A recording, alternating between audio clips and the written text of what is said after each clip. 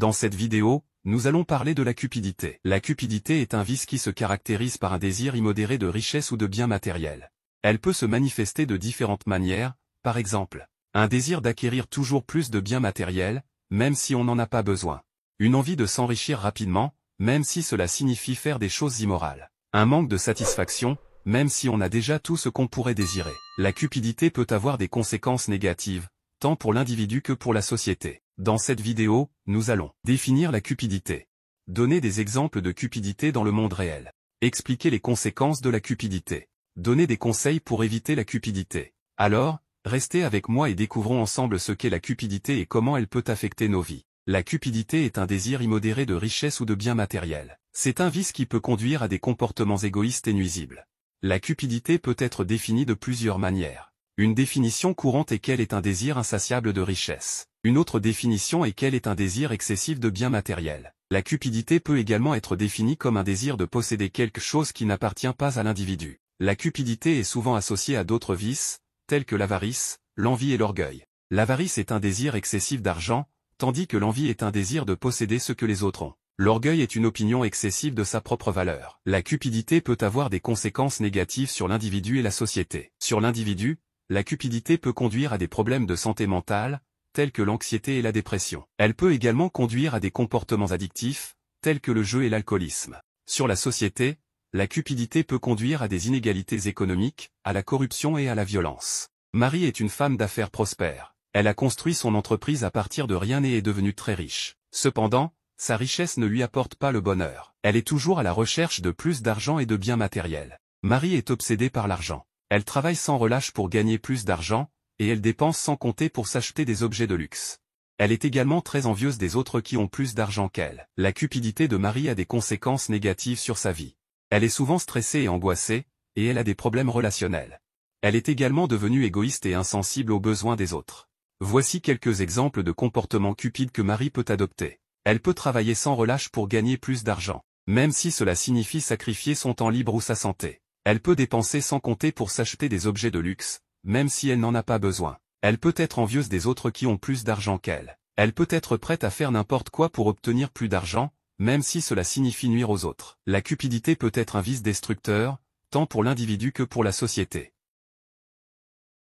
La cupidité est un vice qui peut se manifester de différentes manières dans le monde réel. Voici quelques exemples. La corruption est un exemple de cupidité à grande échelle. Elle se produit lorsque des personnes au pouvoir utilisent leur position pour s'enrichir personnellement. La corruption peut avoir des conséquences dévastatrices sur la société, car elle peut conduire à l'inégalité, à la pauvreté et à la violence. L'exploitation est un autre exemple de cupidité qui peut avoir des conséquences négatives sur les autres. Elle se produit lorsque des personnes utilisent leur pouvoir ou leur influence pour tirer profit des autres, souvent au détriment de leur bien-être. L'exploitation peut se manifester de différentes manières, telles que l'esclavage, le travail forcé ou le trafic d'êtres humains. La consommation excessive est un exemple de cupidité à l'échelle individuelle. Elle se produit lorsque les gens achètent des biens ou des services qu'ils n'ont pas besoin ou qu'ils ne peuvent pas se permettre. La consommation excessive peut avoir des conséquences négatives sur l'environnement et sur la société, car elle peut conduire à la surproduction, à la pollution et au gaspillage. Voici quelques exemples spécifiques de cupidité dans le monde réel. Un homme d'affaires qui triche sur ses impôts pour économiser de l'argent. Une femme qui dépense tout son argent en vêtements et en bijoux, même si elle est endettée. Un politicien qui prend des pots de vin pour voter en faveur d'une loi qui profite à ses amis. Une entreprise qui exploite ses employés pour augmenter ses profits. Un pays qui envahit un autre pays pour s'approprier ses ressources naturelles. Les conséquences de la cupidité peuvent être dévastatrices, tant pour l'individu que pour la société. Sur l'individu, la cupidité peut conduire à des problèmes de santé mentale, tels que l'anxiété et la dépression. Des comportements addictifs, tels que le jeu et l'alcoolisme. Des relations conflictuelles, car la cupidité peut conduire à l'égoïsme et à l'insensibilité aux besoins des autres. Un manque de satisfaction, car la cupidité est un désir insatiable. Sur la société, la cupidité peut conduire à des inégalités économiques, car la cupidité peut conduire à l'accumulation de richesses entre les mains de quelques-uns. La corruption, car la cupidité peut conduire des personnes au pouvoir à utiliser leur position pour s'enrichir personnellement. La violence, car la cupidité peut conduire à des conflits entre les individus ou les groupes. Voici quelques exemples de conséquences de la cupidité. Un homme d'affaires qui travaille sans relâche pour gagner plus d'argent, même si cela signifie sacrifier sa santé et ses relations.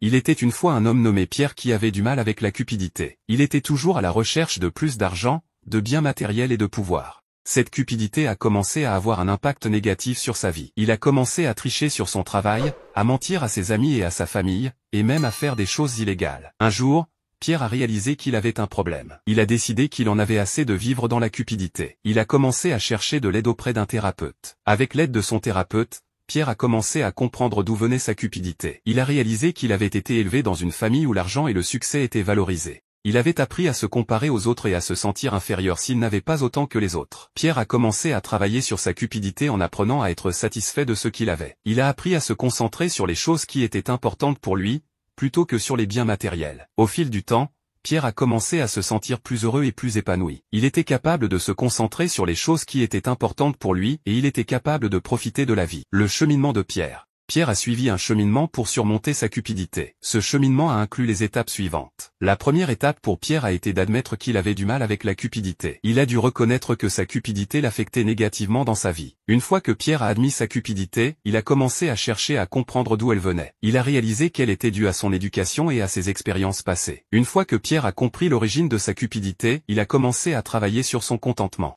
Il a appris à se concentrer sur les choses qui étaient importantes pour lui plutôt que sur les biens matériels. Au fil du temps, Pierre a commencé à se sentir plus heureux et plus épanoui. Il était capable de se concentrer sur les choses qui étaient importantes pour lui et il était capable de profiter de la vie. L'histoire de Pierre montre qu'il est possible de surmonter la cupidité. Il faut du temps et des efforts, mais il est possible de trouver la paix et le bonheur.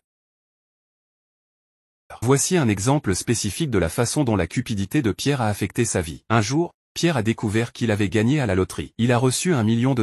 Pierre a été initialement ravi. Il a commencé à dépenser de l'argent sans compter. Il s'est acheté une nouvelle voiture, une nouvelle maison et des vêtements de luxe. Mais au fil du temps, Pierre a commencé à se sentir vide. Il avait tout ce qu'il pouvait désirer, mais il n'était pas heureux. Pierre a commencé à se demander pourquoi il n'était pas satisfait. Il a réalisé que sa cupidité l'avait conduit à une vie vide et insatisfaisante. Pierre a décidé de changer. Il a commencé à donner de l'argent à des œuvres de bienfaisance. Il a également commencé à passer plus de temps avec sa famille et ses amis. Au fil du temps, Pierre a commencé à se sentir plus heureux. Il avait trouvé la satisfaction dans les choses simples de la vie. L'histoire de Pierre montre que la cupidité peut avoir des conséquences négatives sur la vie d'une personne. Elle peut conduire à une vie vide, insatisfaisante et même dangereuse. Il est important de se rappeler que la richesse et les biens matériels ne sont pas la source du bonheur. Le bonheur vient de choses plus simples, comme les relations avec les autres, l'aide aux autres et la satisfaction de soi. Voici quelques conseils pour éviter la cupidité. 1. Soyez reconnaissant pour ce que vous avez. Prenez le temps d'apprécier les choses que vous possédez déjà. Cela vous aidera à vous concentrer sur les aspects positifs de votre vie plutôt que sur ce que vous n'avez pas. Ne comparez pas votre vie à celle des autres. Tout le monde a des circonstances différentes.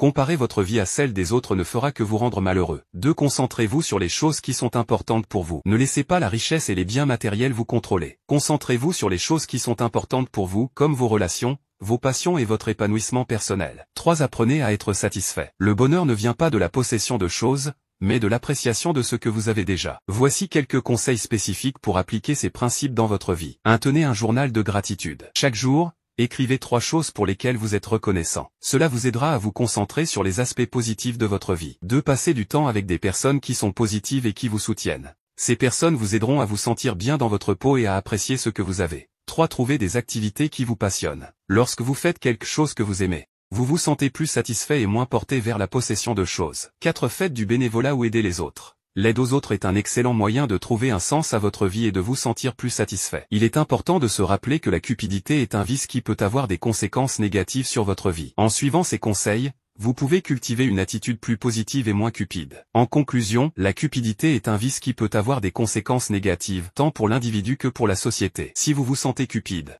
il existe des choses que vous pouvez faire pour changer votre attitude. Vous pouvez commencer par être reconnaissant pour ce que vous avez, ne pas comparer votre vie à celle des autres, vous concentrer sur les choses qui sont importantes pour vous et apprendre à être satisfait. En suivant ces conseils, vous pouvez cultiver une attitude plus positive et moins cupide. Merci d'avoir regardé.